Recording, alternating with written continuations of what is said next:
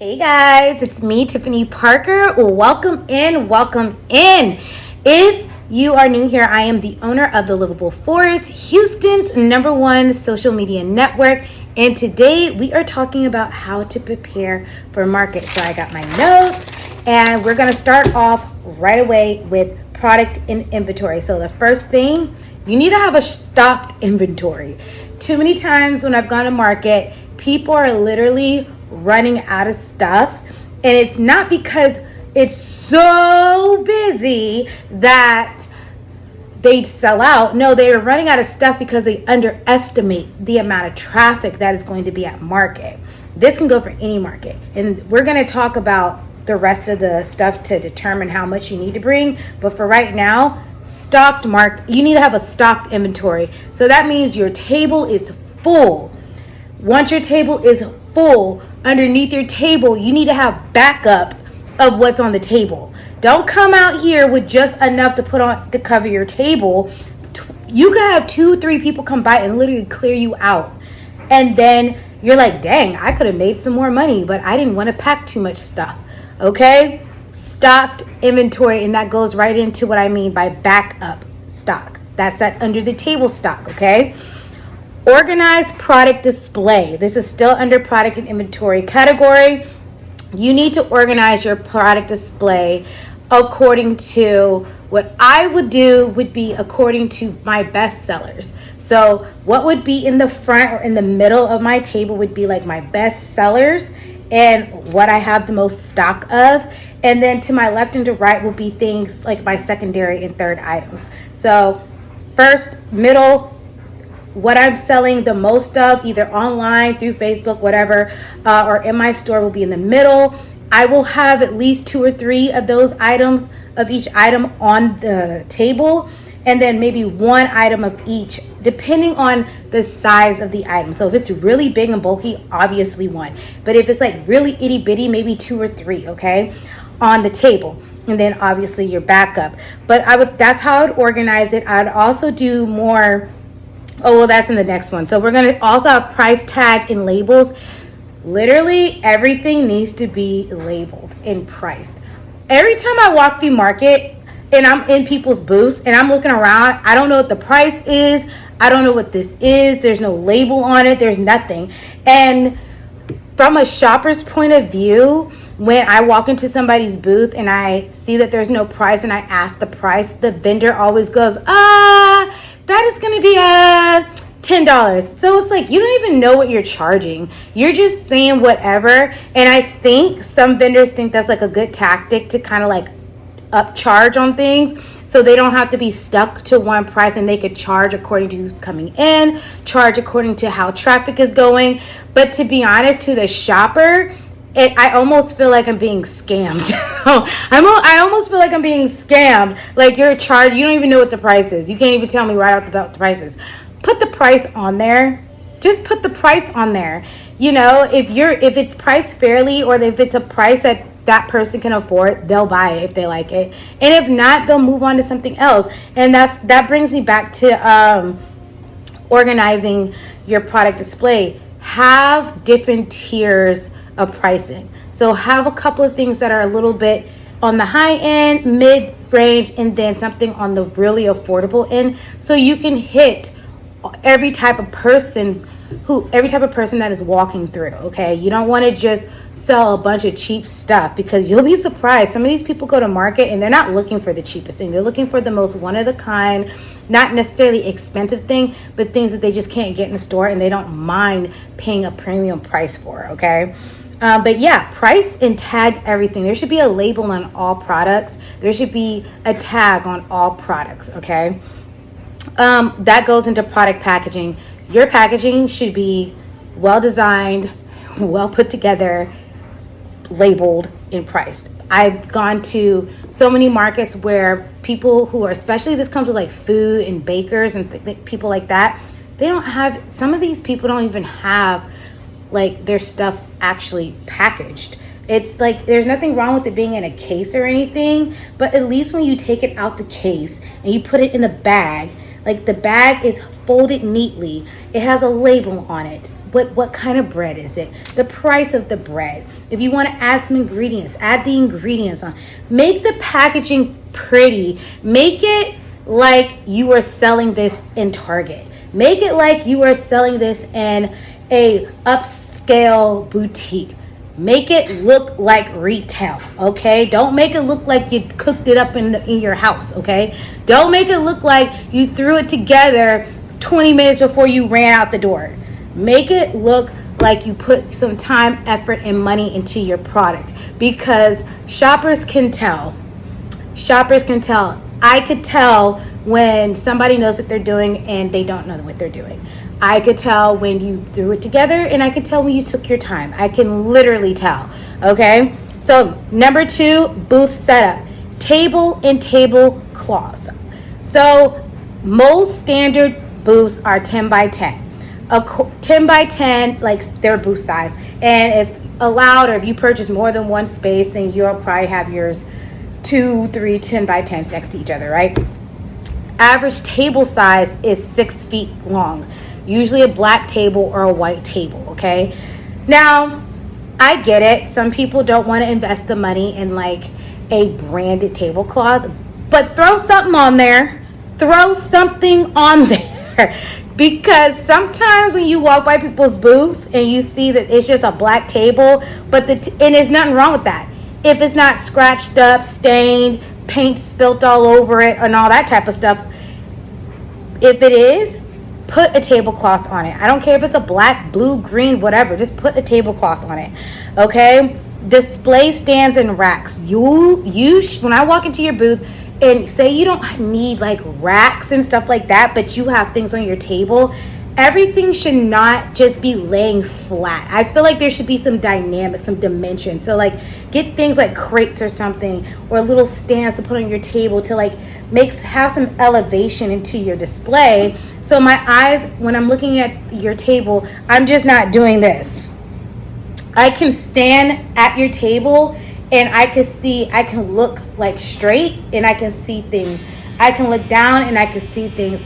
And depending on what you're selling, if it's clothing, I got the laundry going. Sorry.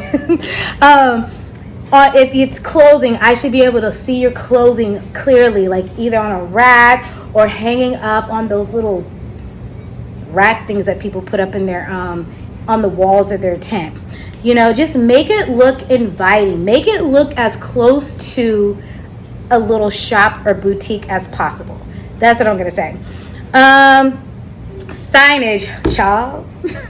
I can't understand when I go to market. I don't know what I'm looking at sometimes. I don't know when I'm walking down and I look to the left and I just see a booth with stuff on it. I don't know what the business name is. I don't know what they're selling. I don't know diddly squat.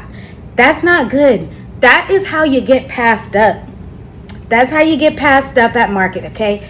Have a sign that is visible from the walkway. Not tucked in the corner, not this itty bitty thing on your table. A sign. I don't care if it's something that you had to do by hand. You can get sidewalk signs like for dirt cheap, like $50 on Vistaprint. Design it, have it shipped out. Within 5 days, you'll have it. Take the time to do that, okay? Get some some proper signage so people can see who you are and what you sell. Your sign should be your business name very clearly, whatever you sell. So, Tiffany's Bakery, cookies, breads, pastries. Susan's Jewelry, necklaces, rings, pendants. Myra's Boutique, purses, clothing, accessories. Like, I want to know what it is that you got before I go over there, because if I get over there trying to figure out what you have and there's nothing there. There's nothing there, okay? Now let's move into decoration, because this can play into your signage as well. Decorations are really good for themed events. I host a lot of themed events like Halloween and Valentine's Day events and Christmas and harvest events. And I'm telling you that the experience of the customer is elevated when vendors put in the time to make their booths festive. Festive was whatever event that you are at. So if you're in the middle of spring and St. Patrick's Day is up the street, throw some green. Make it look, cute with the times. If it's just a spring market, throw in some pretty colors. Maybe add a bouquet of flowers that aren't for sale, but that are just there to just make your space more inviting. Do that. When it's Halloween, throw a couple of pumpkins on the table. Obviously, my events are at night, so you got the booth lights. They don't have to be Christmas lights. You could throw up some themed lights, make it fun, because it makes the event even more festive, more inviting, more interactive for the customers. It's just a better experience, okay? Tent and Canopy, I have gone through the ringer with people who did not want to buy a tent, and then they cry later, okay? Because it's hot. We're in Texas, baby. It is hot. We're in Houston. It might be hot one day and raining the next and snowstorm the other day. Okay, just bring a tent to protect your belongings first, then to protect you and whoever you have with you. Just bring the tent. $50, because let me tell you this, when we get into the next videos on going to market, we're talking about the investment, okay, that it takes to be a good vendor, to show up correctly and come correct to people's markets. Buy a tent. Weights for your tent. Definitely bring some weights for your tent, because the wind can be vicious. I have watched tents fly across Town Center Park multiple times. It didn't matter what time of year it was. The wind picked that sucker up and flew through across. It almost hit people, destroyed products. Like, just buy some weights. You can go literally anywhere. Go get you some sandbags from Home Depot or Lowe's. Go get you some weights. Okay, number 3, marketing materials. I can count. I need about 50 pair of hands to count how many times I go to a booth and nobody has a business card, a flyer, a little nothing, no brochure, no nothing. They don't have zip, zap, zero. And that is so irritating, because they'll have the sign, but they don't have a way for me to reach you. They're like, on the sign, it has the name, what they sell, but it doesn't have no website. It don't have no social links. It don't have diddly squat. Then when you're like, oh, okay, I get that. They probably didn't want to add too much on their sign. Well, do you have a business card? No, I'm sorry, I'm going to make some. Well, do you have a brochure? No, I don't have one. Like, dang, how can I reach you? Oh, you can go to da-da-da-da-da-da-da-da-da-da-da. Like, I'm going to remember that as soon as I walk out of your tent. I'm not going to remember that. I'm going to, thank you, and I'm going to keep going. I'm not going to sit up here and try to remember your social handles. When somebody purchases something from you at market, this is how it should go. They walk up to your booth. They get to look at your beautiful display. They see your signage. They see, oh, I can find this person on Instagram, Facebook, Snapchat, whatever. They purchase, you put it in a bag with the handle. You throw in a business card, a flyer, a brochure, whatever, so that they can come back to you in the other places that you will be, whether that's online at another market. They should be able to reach you after this transaction. People are like, they literally are not capturing the customer. They're literally just wanting to make a sale at that market and not thinking about tomorrow and the next day and beyond. They're not thinking about that. They're thinking about, I want to make this sale right now, but I don't know, I don't really care about making this sale tomorrow. This person might say, oh, I love this product. Let me go back and buy a batch or something. Or they might have their own store and want to do a wholesale deal with you, but you were being too cheap or neglectful or not thinking to have literature to give to these people. Bring some business cards, some flyers, some brochures. Have some promotional offers as well for people who are returning, or have promotional items at market so they can like get a deal here and then they'll pay full price at a later date. We're going to go into how we can promote ourselves before we go to market to it in a different video.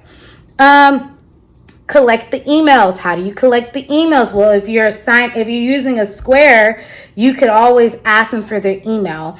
If you are, yeah, that's pretty much what you can do. But this is what I think you should do, because you'll be surprised. I would have like a little sheet or something on a clipboard, a real cute clipboard, and I would have it at my booth where it would be like a sign in where they would put their name and they would put their email.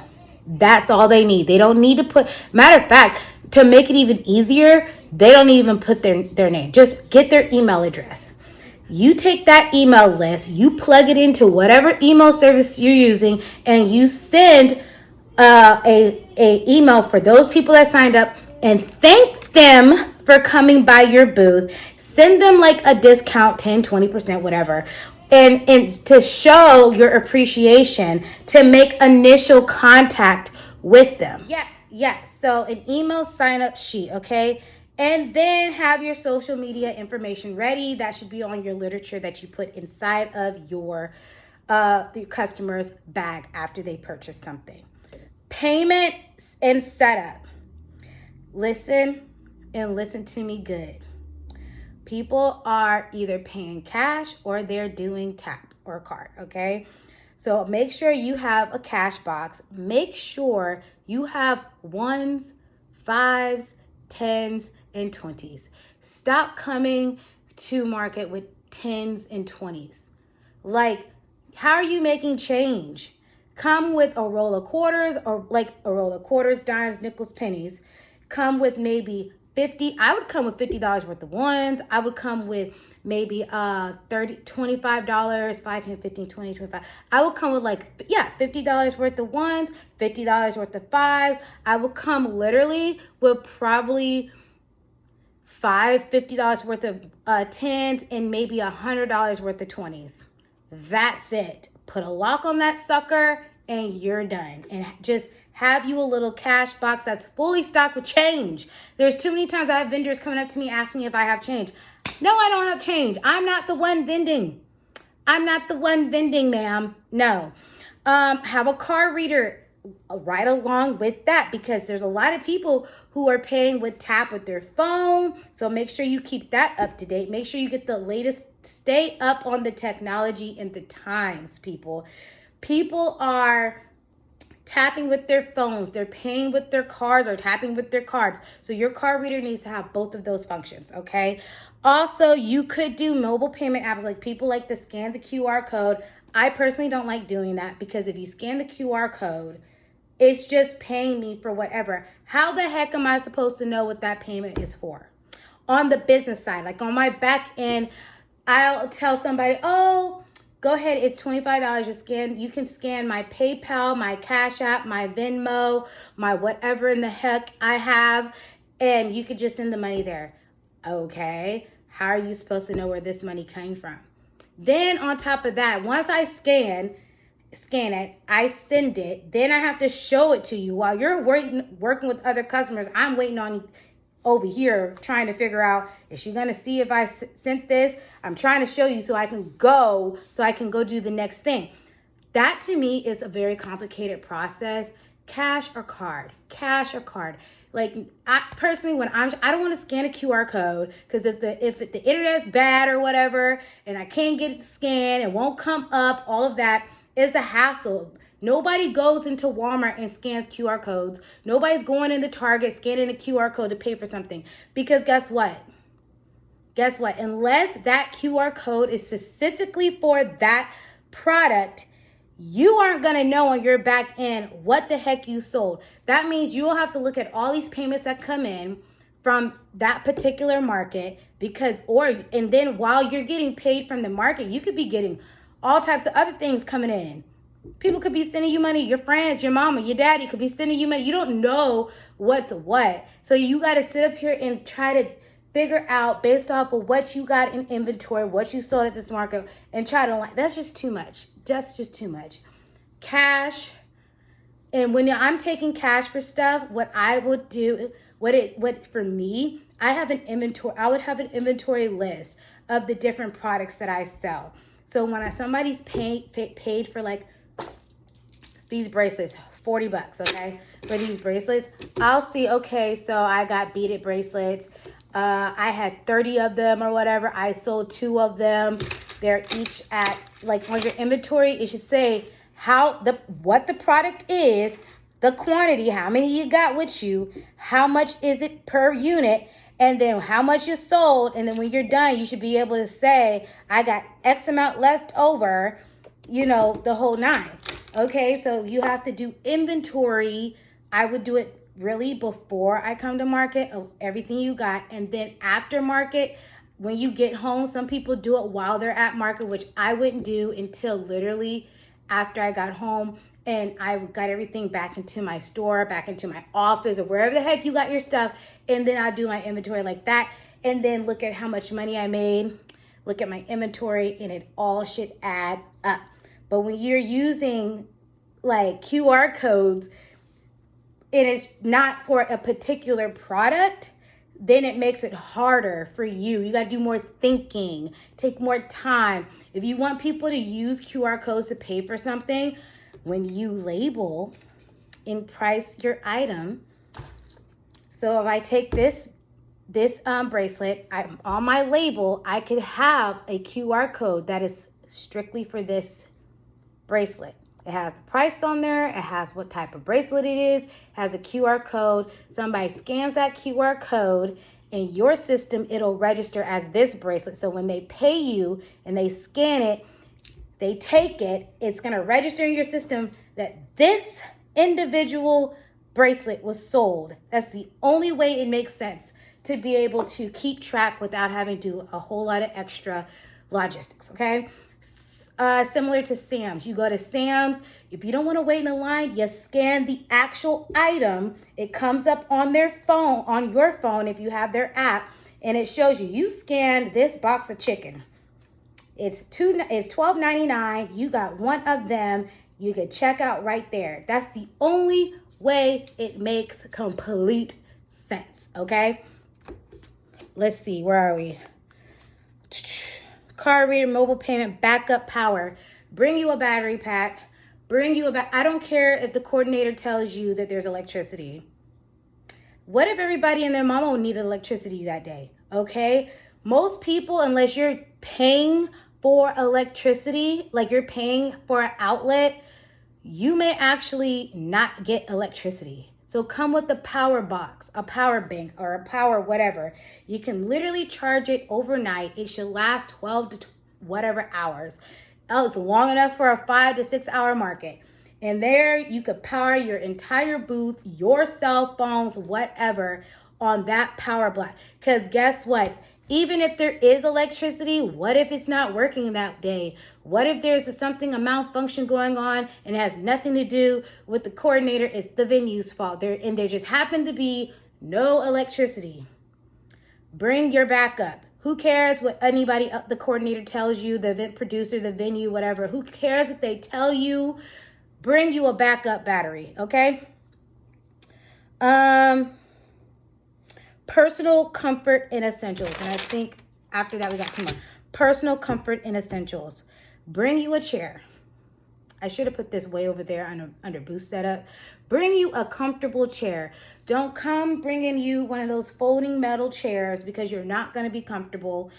Also, I don't encourage you to sit all day because it's not a good look when you are trying to be interactive with consumers and when you're trying to be interactive with your fellow booth mates, okay?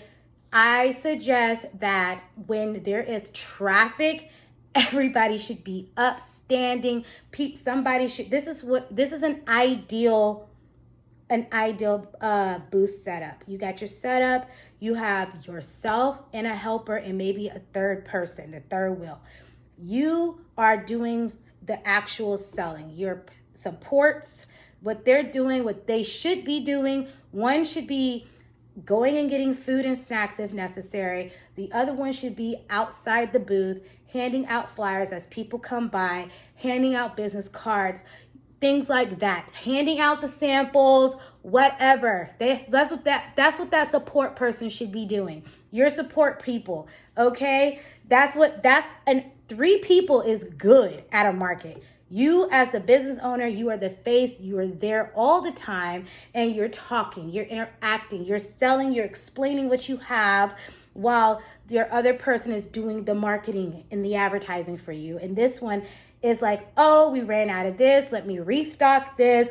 Oh, we need to go get some water. Let me go get us some water. Everybody's hungry. You need a bathroom break. Let me take over for you. You run it like you run a store. Okay? You run it like you would run a store. Bring you a chair for everybody who's going to be helping you. I'm just telling you. Water and snacks. I always encourage you to bring water and snacks.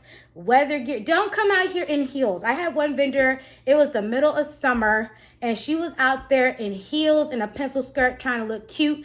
Them babies came off so quick after she realized how much standing she was doing. She literally took her shoes off and was barefoot on the grass.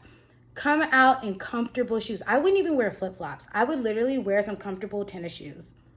Because you're going to be standing, you're going to be walking, you're going to be doing things. At least that's what you should be doing, okay? Weather gear. If it's cold, come with the jacket, come with the hoodie, come with the umbrella, whatever it is. Make sure you bring a tarp, weather protect, like walls for your tent. Something to cover your table if the weather gets bad, if it gets windy, a cover for your products with weights on there so nothing blows away, okay? Hand sanitizer and wipes. I always encourage people to have a big old thing of hand sanitizer on their booth table so people can use it after they've dealt with money, after you've dealt with money, after they picked up things. Everybody needs to be keeping clean and get help. That's your supports that I was just talking about. Okay, the administrative and legal stuff, you need to make sure you have your vendor permit. If needed. Your vendor permit, I know food vendors need temporary food permits for where they are. You check your local city, your local county. For me, I have all those links and stuff under vendor information at the bottom of the page. Your vendor market permit, I said that already. Insurance. If you want insurance, I personally, if you're selling food, you for sure should have insurance. Do I check it? No. Does the health people check it? No. But if something happens while you're out there, I suggest you have insurance, okay? And product licensing. If you're selling Disney products, you should probably have the licensing for it available, because you'll be surprised how many people go to jail and get shut down quick, fast, in a hurry, selling things that they're not supposed to be selling. All my t-shirt people out there that like to go and cop Disney stuff and put it on shirts and sell it as their own, that's a huge no-no. It really is. I can't catch everything, but when I see stuff like that, I say, look, whatever you want to do, that's on you, right? You want to post this stuff on Facebook, people who like to sell what I consider knockoff bags, you want to post that stuff on Facebook and on the internet, and you want to, sell knockoffs, you run the risk of going to federal jail for that. I'm just letting you know. These big brands that paid serious money to build their brand will come after you. And I'm going to tell you this. If I spent my hard-earned money building my company, my name, my business, and my product line, and I see somebody selling a knockoff version of it, I'm suing you. I'm going to take because there's stories I've heard where people have literally walked through markets and they're taking pictures, but people think that they're just doing it like to show off the market. No, they're collecting evidence. Okay. So a couple of extras, make sure you have a notebook and pen to take some notes, emergency kit, lighting, and a carton wagon. Bring you a wagon. They're $50 at Walmart. I got one sitting right over there. It's sturdy, and that sucker can carry a lot of stuff. And I suggest everybody get at least 2. It makes unloading and loading so much easier if you have it. Because back in the day, before I really saw these, people were literally hauling stuff with their hands. Bring you a carton wagon. All right, you guys. I know I talked for a minute, but this is the basics of how to prepare for market. This is for people who are currently doing market or kind of wanted an overview of what they should be bringing, what they need to be thinking about, what needs to be at top of mind, this is for you. Next week on Monday, we're going to talk about how to spot a scam so you don't lose your money. Because I've had vendors who say they paid me and never did to show up to market, and I had to turn them away. And they were showing me the payment. I'm like, that's not me. I have a process. My vendors, I have a strict process on how you sign up with me. There is no way that you can sign up with me and I'm not going to know. I get notified for everything. I get notified when a vendor application comes in, when you paid something, when you post something, when you upload, download, export, whatever. I get notified for everything my vendors do. Pertaining to payment, pertaining to trying to reach out to me, my notifications are on because I don't want any issues coming up the date of market. And this is note to event producers. You need to make sure that you are checking periodically, at least once a day, any payments that have came in. You need to cross-reference. You need to send a confirmation of some sort to people that are paying so they know that you know that you know that I know that they know that we're all on the same page and that person's coming to market. All right. You guys have a good one, and I'll see you next Monday at 8 o'clock in the morning.